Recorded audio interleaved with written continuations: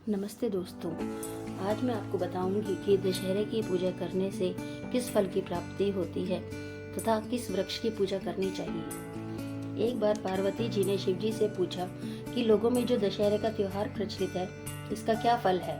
शिव जी ने बताया कि आश्विन शुक्ल दशमी को सायंकाल में तारा उदय होने के समय विजय नामक काल होता है, जो सब इच्छाओं को पूर्ण करने वाला होता है।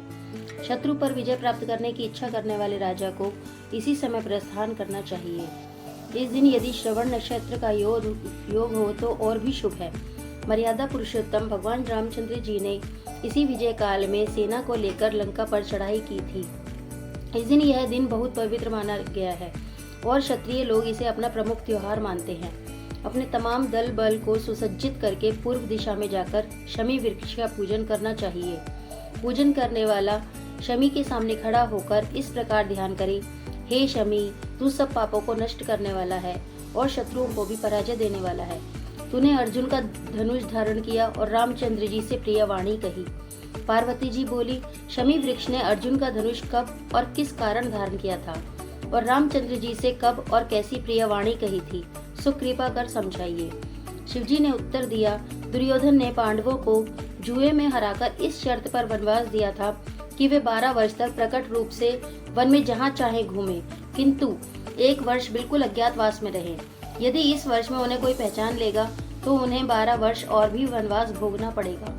उस अज्ञातवास के समय अर्जुन अपना धनुष बाण एक शमी वृक्ष पर रखकर राजा विराट के यहाँ वृणला के वेश में रहे थे। विराट के पुत्र कुमार ने गौओं की रक्षा के लिए अर्जुन को अपने साथ लिया और अर्जुन ने शमी के वृक्ष पर से अपने हथियार उठाकर शत्रु पर विजय प्राप्त की। शमी वृक्ष ने अर्जुन के हथियारों की रक्षा की थी। विजयदशमी के दिन रामचंद्र जी के लंका पर चढ़ाई करने के लिए प्रस्थान करते समय शमी वृक्ष ने कहा था कि आपकी विजय होगी, इसलिए विजय काल में शमी वृक्ष की भी पूजा होती है। एक बार राजा युधिष्ठिर के पूछने पर श्री कृष्ण जी ने भी उन्हें बतलाया था कि राजन, विजयादशमी के दिन राजा को स्वयं अलंकृत होकर अपने दासों और हाथी घोड़ों का श्रृंगार करना चाहिए तथा गाजे बाजे के साथ मंगलाचार करना चाहिए।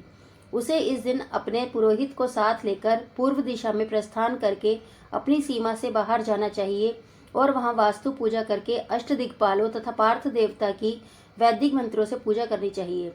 शत्रु की मूर्ति अथवा पुतला बनाकर उसकी छाती में बाण लगाएं और पुरोहित वेद मंत्रों का उच्चारण करें। ब्राह्मणों की पूजा करके हाथी घोड़ा अस्त्र शस्त्रादि का निरीक्षण करना चाहिए। यह सब क्रिया सीमांत में करके अपने महल में लौट आना चाहिए। जो राजा इस विधि से पूजा करता है वह सदा अपने शत्रु पर विजय प्राप्त करता है।